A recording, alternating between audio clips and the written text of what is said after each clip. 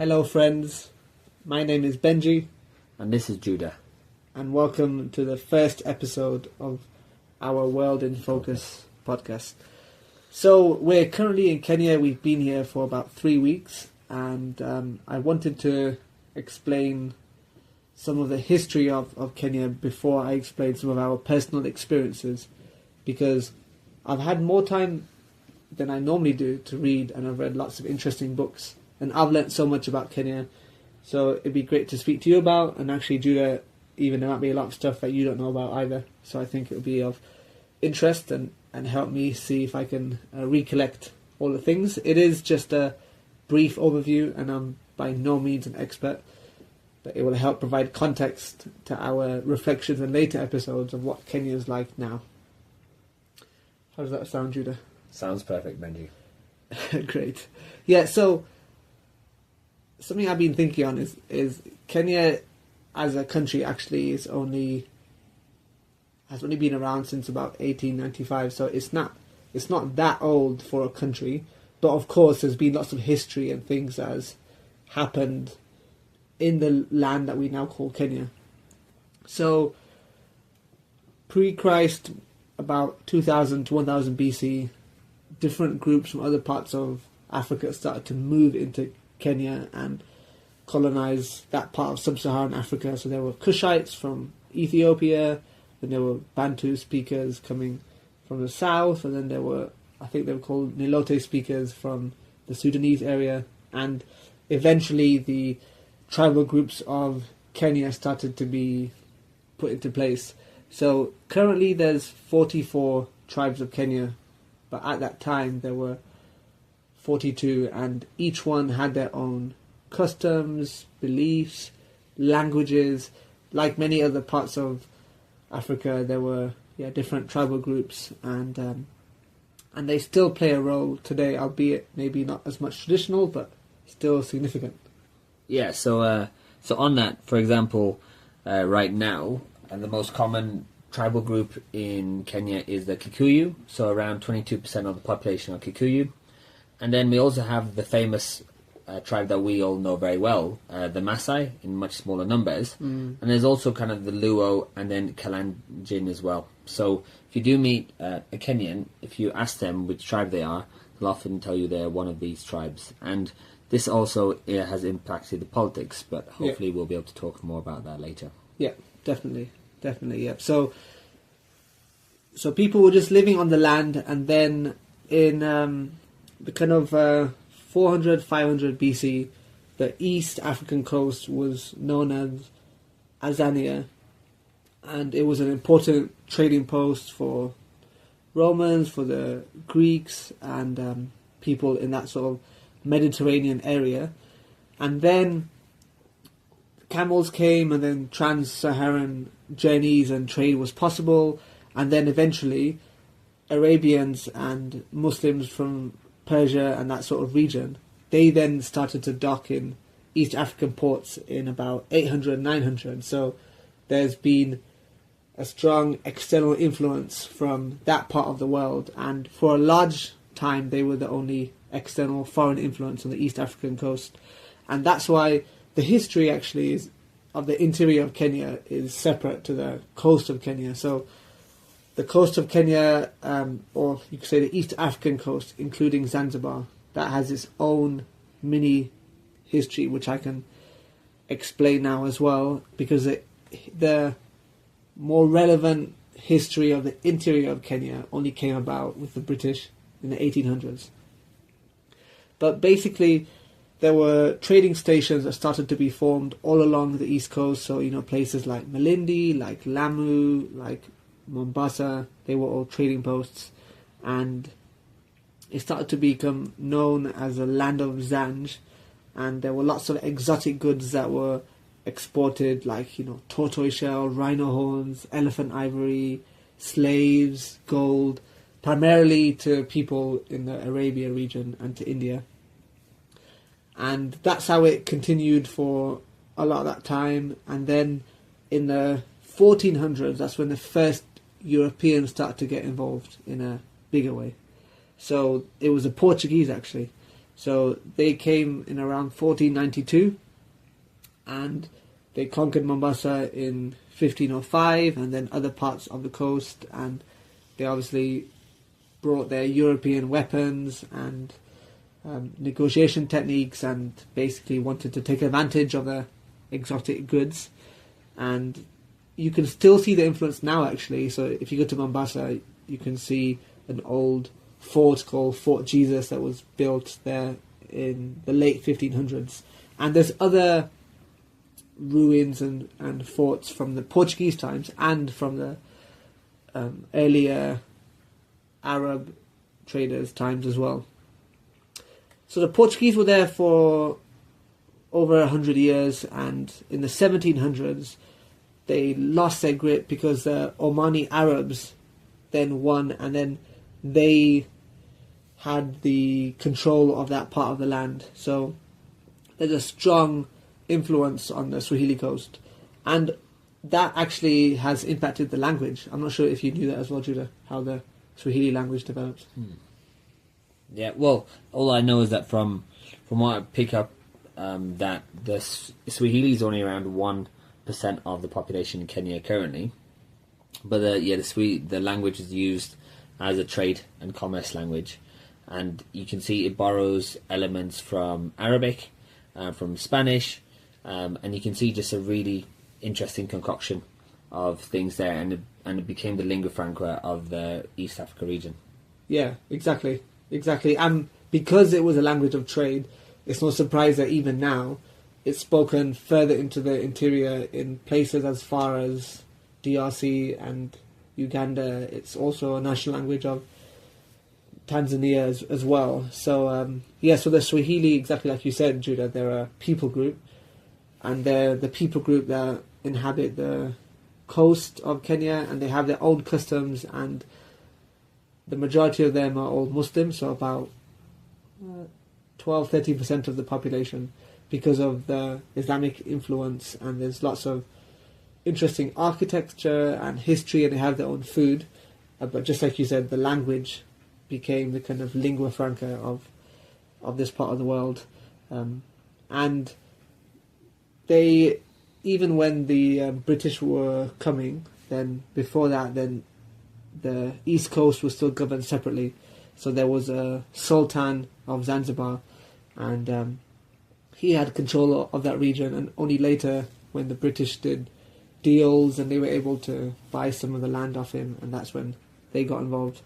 So the British then came to the shores, or to that area, in the late 1800s, and they took over from Mombasa, and they wanted to build a railway from Mombasa to Kampala, which was also part of the British Protectorate. And in 1895, then British East Africa became British East Africa Protectorate, and that's when the kind of official rule of the British began.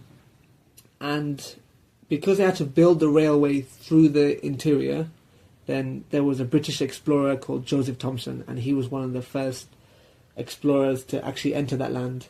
And there's been some quite funny stories that I've read about him and how he went in, because before that, it was largely untouched, the interior. There were the different tribal groups, and the route to Kampala was Maasai land. And even though they're not among the biggest tribes of Kenya now, they're still very memorable, because at that time, and even partially now, they were a warrior tribe.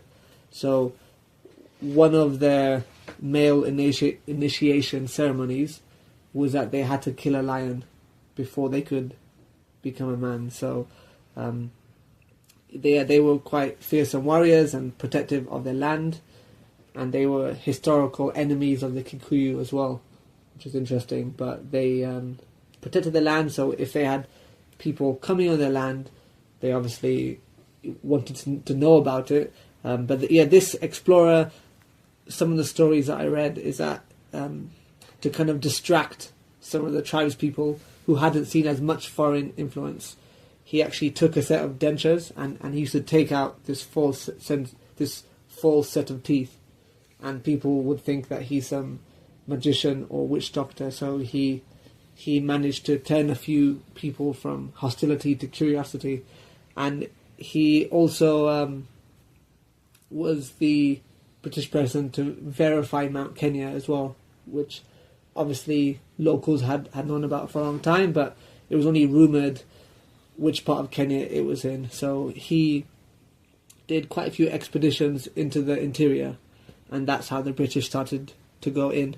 And around that time as well, then there was some drought and some certain epidemics for the crops of the Maasai and other tribespeople, so their resistance to the British colonial advance was weakened, and that's how they were able to go in. And then, in 1885, there was the Berlin Conference. And Judah, do you know much about the Berlin Conference? So I remember studying about it in my final year, and it's essentially when the major European powers came together and didn't consult anyone from the African continent or anyone from the States that or within the continent, and they decided to divide the continent into the different areas that they wanted. Yeah, so exactly like you said, it was the big European powers came together to decide who wants which part of Africa, and there were no Africans or natives invited, even though some of them wanted to join. So it's quite an infamous meeting, and that's when the different parts were carved up. So the British East Africa Protectorate took what is now Kenya, Uganda region, and then Germany took Tanzania, and Ethiopia was independent, and Italy started to move in Eritrea and also part of Somalia as well. And then in 1895, as we said, that was when the British government kind of officially took over, and then the railway started to get built. And what's interesting is that the capital of Kenya obviously is Nairobi, but at that time, the capital of the British was Mombasa, because that was the key trade town. And when they were building the railway and kind of doing expedition into the interior, there was a place where the Maasai called Uaso Nairobi, which means literally cold water. And there it was a bit higher up, so there was less chance of, some of these tropical diseases, and it was also quite a strategic place. And basically, people started to build there, and it went from a few settlements, then maybe someone came and built a hotel, and gradually it increased and increased. But because there was no set city planning, even now Nairobi's like a sprawl of lots of different type of buildings and architecture, and quite a big city that's spread out lots of places. And yeah, that's how Nairobi became the capital in about 1907. That's when they transferred the power there. And then this brings us into the connection between Kenya and Indians. So, do you know much about that, Judah? When the Indians started to come? So, they actually started to come to help build the railway. So, that's when, obviously, the British Empire were involved in India since the late 1700s, so they had more of a presence there. And there weren't any natives that knew how to build a railway in Kenya, and they already had experience in India, so they brought people over. So they brought thousands of Indians over. There were some of the richer, higher class ones to help oversee the railway building and the management. And that's something we can touch on in the future, but actually my father's family went from Bengal to Tanzania, and they were involved in the railways in the 1940s or 50s. So yeah, we have a connection to that part of history. But there were also lots of lower class Indians brought, and they did a lot of the manual labour for the laying the railways. And actually thousands of them died when building it through natural disease. And there's also quite an infamous story about the man-eating lions of Tsavo, which I'm not sure if you've heard about, but there were some lions that developed the taste of human blood, and in what is now Tsavo National Park, and there were scores of people that were killed, and eventually they were hunted down. But that's how some of these local Indians were hired. But they obviously stayed, and they set up little stalls, which were called dukas. So they were known as the dukawalas, and they started to sell things. The classic Indian thing: get a corner shop, start selling things. They started having lines of credit and doing informal banking. And because they'd been in this part of the world for so long, in 2017 they were recognized as the 44th tribe of Kenya, just due to the historical and cultural influence. And during this time, then obviously World War One came along, and at that time, in World War One, Germany had what they used to call Tanganyika, and then the British had the area above. And I read some really interesting things about that as well, actually, because when some of the German troops went into Kenya to actually do some offensive, it was the only place that Germans attacked actual British soil, which was quite interesting. And I won't go too much detail into that, but there was a famous General von Lettow, or Letov, I don't know if I've pronounced it right, but after his antics in East Africa, he returned to Germany like a war hero. He was one of the only generals to kind of have his dignity intact. He basically did some guerrilla warfare that he learned in southern Africa, and he got some native troops and basically helped diverted thousands of soldiers that were in British East Africa. And actually soldiers were even sent from India, and they weren't trained for the kind of local diseases and the local stuff going on, but this German general did such a good kind of attack and raid thing that he didn't get defeated at all during World War One. And then after that, actually I think I may have slightly confused whether it was World War One or World War Two with that famous German general, but there was warfare anyway between the two European powers, and it caused a bit of instability because then the natives there, so the two white colonial powers fighting each other, and they realised actually they're just normal humans. They still die from bullets, and they're also vulnerable, but also there were lots of soldiers as well, right? So they didn't want to return just to the kind of normal post-war life. And then after World War One, there was increased economic activity, there was more trading, and East Africa's population kind of shot up with a lot of the European healthcare and education, and they were able to look after themselves more. And then actually in 1920, Kenya was officially declared a crown colony. So that's when it became an official colony, not just a protectorate. And that's when the British government started to get more involved, and any Africans were barred from the Legislative Council, and then obviously some bad sentiment started to actually develop, and many of the local Kenyans weren't entitled to their own land, and that's when the resentment started to build it up. And then since those times, lots of Europeans were invited to go to Kenya as a settler colony. So actually Kenya was the only country in that region that was a settler colony, where people specifically went to start a new life and to make a country their own.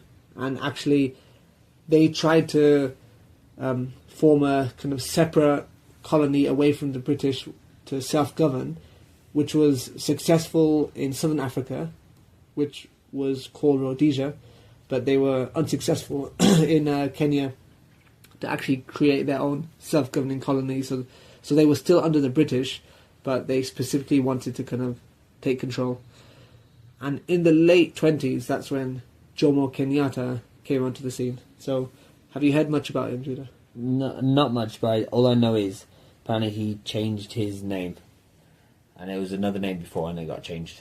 Yeah, so he was called Johnston Kenyatta, and he he's known for being the first president of Kenya. But he actually went to London in 1929. So he didn't come back to Kenya for 15 years.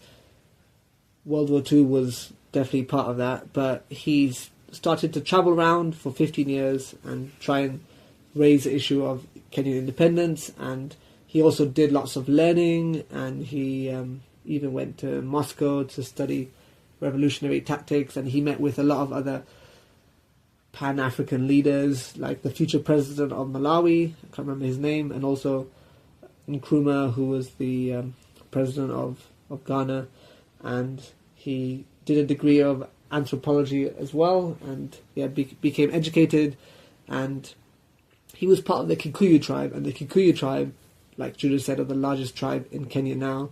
They were quite quick to work with the British and take on, the European education, and because they were the traditional enemies of the Maasai, who were the warriors, then they did lots of learning, and that's where Jomo Kenyatta came from.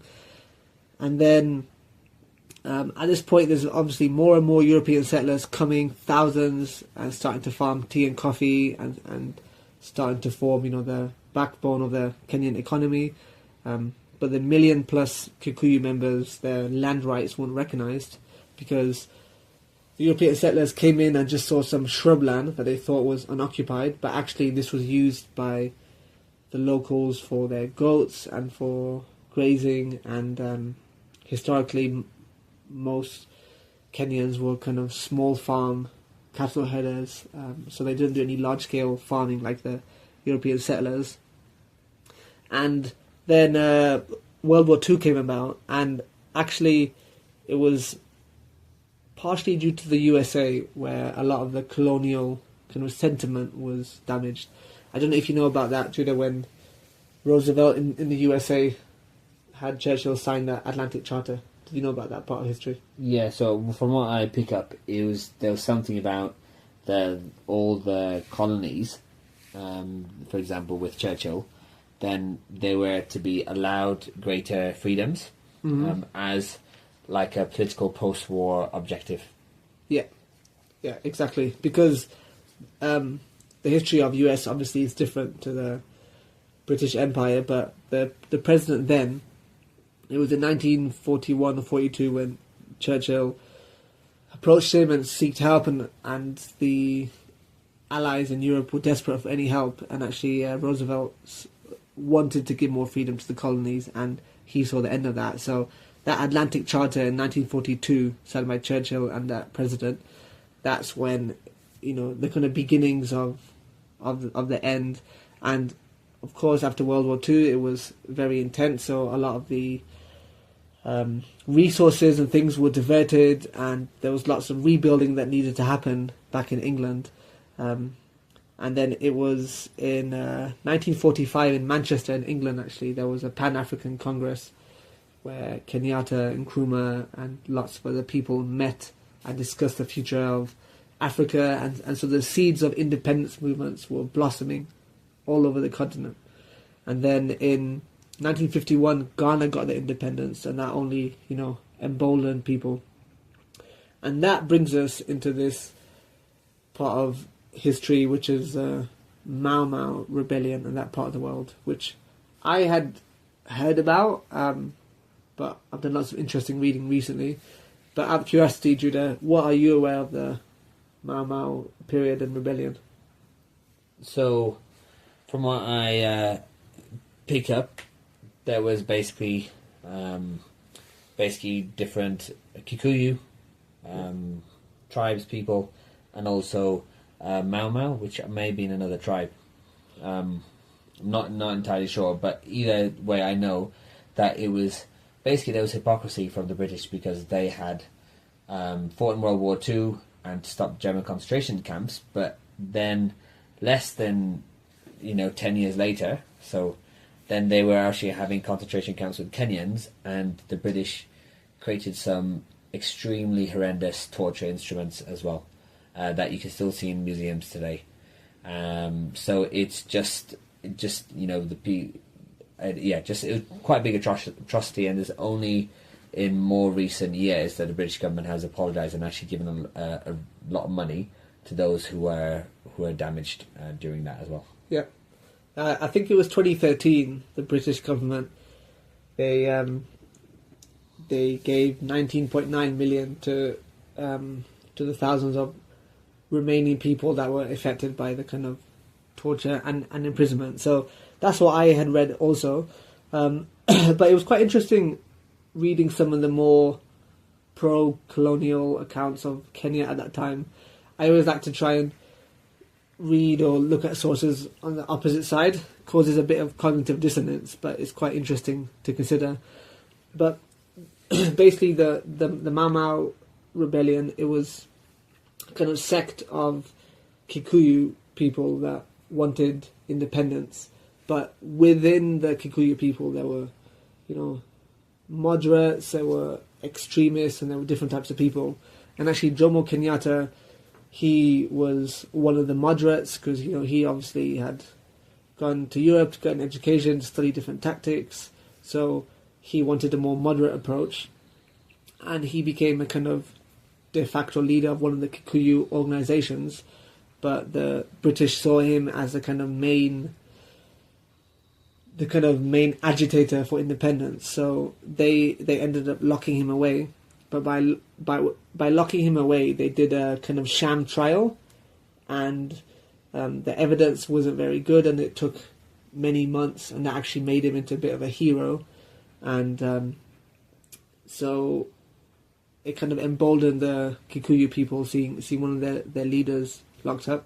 But there was lots of frustration due to the land rights, and this was after World War II, and there were hundreds of thousands of people from East Africa, the men that went to fight, and they did lots of battles in Asia against the Japanese, in countries like Burma, and they learned lots of stuff. They didn't want to come back to their little tiny plantation and have to work for the white settlers on their own land and to be ignored and not part of government. So the frustration had built up, but there was still lots of them that were moderate and didn't want to have violence. But when some of the leaders were imprisoned in the early 1950s, then some of the extremists and lots of these young people that had gone to war, they wanted to take their land back. They saw Ghana getting their land back, so they thought, we want our land back. So they actually used their Kikuyu traditional religion, and they had lots of oaths and different types of ceremonies that they would take part in, and they would force people to take oaths and join their cause, even people who were loyal. So people loyal to the government were called loyalists, and then there were the Mau Mau people, and they were all Kikuyu. So they went round, people taking oaths, frustrated youth, and even some of the loyalists. And after they took oaths, these were very deep oaths, such as if I have to give my life for the Kenyan cause, I'm going to do it. I'll protect my brothers. And then there started to be isolated episodes of them going to isolated white settler holdings and killing the white settlers, and some of them in quite horrific circumstances as well. And they, the news started to get out to the Nairobi national government, and then back to Britain, and obviously the idea of hordes of local tribesmen killing the white settlers wasn't something that they liked the idea of. So the British declared a state of rebellion, or state of emergency due to the rebellion, between 1952 to 1956. And in the end, the kind of issues of the white settlers getting killed was blown out of proportion. Approximately only 32 white settlers were killed, and there were more people, white settlers, killed in Nairobi in road accidents at that time than actually the Kikuyu killings. And it was just kind of frustrated locals that wanted their land back. But there were atrocities on both sides, and actually the really sad thing is that thousands of Kikuyu people died, and some of it was attributed to these kind of extremist Mau Mau rebellion people, and there was one kind of horrible episode that was called Larry, and where like 1,000 of these militants went into this village and just kind of butchered and did horrific things to their own people, the kind of loyalists. And from that moment, the kind of seeds of the end of the Mau Mau rebellion started to peter out, and the British regiments, they brought people from all different parts of the East Africa, and then they started to kind of fight back.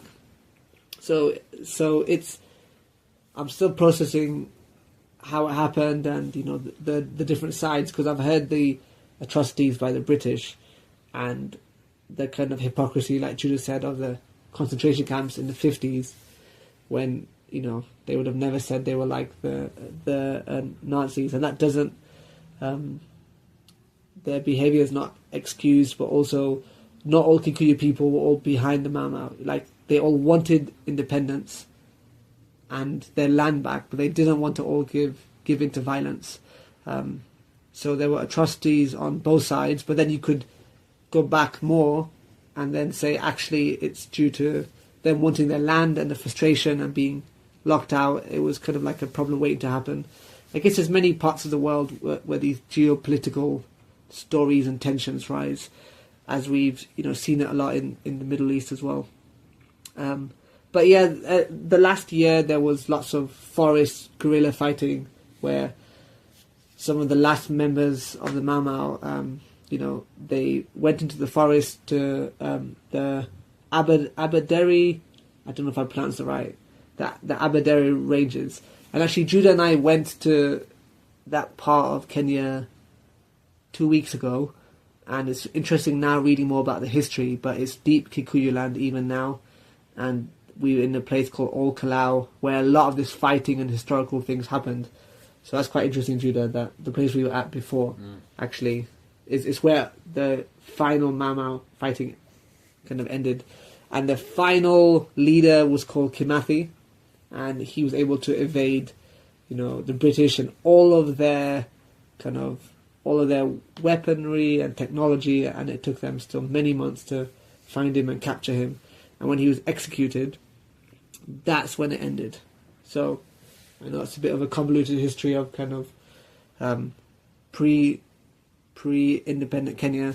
But then in 1963, Jomo Kenyatta, he became president, and on the 12th of December, and there was lots of optimism, and the British rule of the previous 68 years, that was ended, but their impression on Kenya remained. And like I said, kind of a modern Kenya and the boundaries and things, it's British that were responsible for all the land boundaries and all those different elements.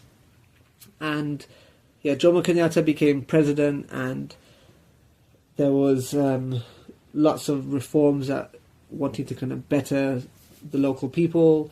There was still a significant white settler population that stayed behind. A lot of them obviously left because they didn't want to be ruled by Africans, but lots of them stayed. There's still significant minority white populations in Kenya now.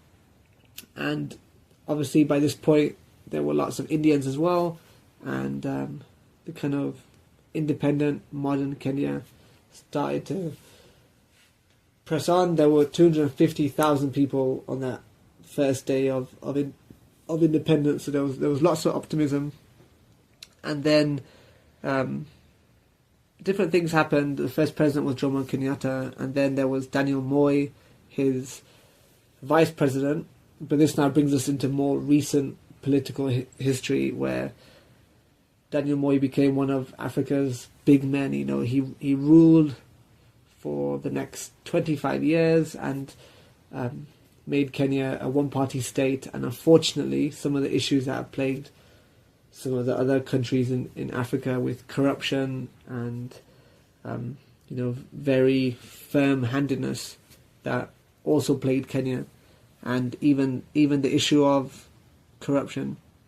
And then Moi Kibaki actually was the third president, and there was hope that when he came in, that some of the corruption would be kind of gone away with, and he hired a anti-corruption Tsar called John Kithogo, and he did such kind of good insight that actually he had to flee Kenya because there were death threats against him, because he looked at all of the corruption that was going on, and it was estimated that $1 billion was going to corruption. And even now, if you speak to any local Kenyan, as we have, there's still very much frustration at a lot of the corruption. But it just shows how kind of deep-rooted it was, and the elections were still divided on tribal lines. You know how we talked about earlier, the different tribes. And in 2007, there was lots of violence post-election, and there were, I think, 1,000 people died and hundreds of thousands that were kind of displaced. And thankfully, since then, there hasn't been as bad post-election violence. And there's obviously been glimmers of hope. Nairobi now is seen as East Africa's Silicon Valley, and Kenya has very high literacy rates despite the elements of a lack of resources with a significant part of the population. And a few years ago, when I checked, they were the country in Africa to send the most students to the USA, with Nigeria's population increasing in the last few years, and that might not be the case, but it's still interesting that, there's very high literacy rates, and in fact, almost everyone speaks really good English now. But there's a sizable growing middle class, and people want change. And in 2010, the constitution was overhauled, and to not just become a one-party state, and more rights for the different regions, and it incorporated like a new Bill of Rights as well. So there was hope. And then I'll do a whiz through from my understanding of the recent history. There was some militants in Somalia, some Al-Shabaab Islamic militants that started to come into Kenya and impact the tourist industry, which is a really big part of the industry. And they started to kidnap tourists and aid workers in the northern part of Kenya. And then in 1998 as well, there was a bombing on the embassy in Nairobi and also in Dar es Salaam, where hundreds of people died. And this was obviously pre-9/11.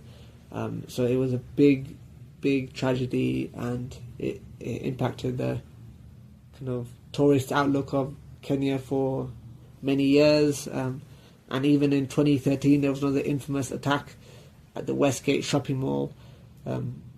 The militant Al-Shabaab group attacked, and there was a siege for days, and 67 people died, including the attackers in the end. And then they killed 148 people in a university in 2015, and kind of things like that continued. And then it was the first time independent Kenya officially went to war against the militants in Somalia, and now things are a bit calmer, thankfully, because there's a lot more policing inside Kenya. So it's completely normal. Anytime you go into a mall, there's metal detectors, and you get searched, your bag gets searched. It's just become normal. So malls are seen as safer. And that is a whistle-stop kind of impression of the history of Kenya. I know, Judah, I did lots of the talking. I guess I did lots of the reading. But I thought it'd be helpful for us to reflect on the history of this country and to share our learnings with you, friends. And the next episode, we can hopefully talk about our experience of modern Kenya. But listeners, you're very welcome to ask questions, so feel free to leave a comment or to message me directly. And if there's anything specific you want to hear in the podcast, then please let me know. It's very fun to be able to bring you along on the journey and to record our thoughts, but we also want to make it interesting and informative for you. So thank you very much for listening. Thank you. And definitely the next episode we'll be talking about, as Benji said, our current thoughts, and that one I will have more input on because Benji did more reading on the previous thing, but I also now, with what I've seen around, have some thoughts to complement his as well. So please stay tuned, and we look forward to journeying with you on our travels through East Africa. Peace out.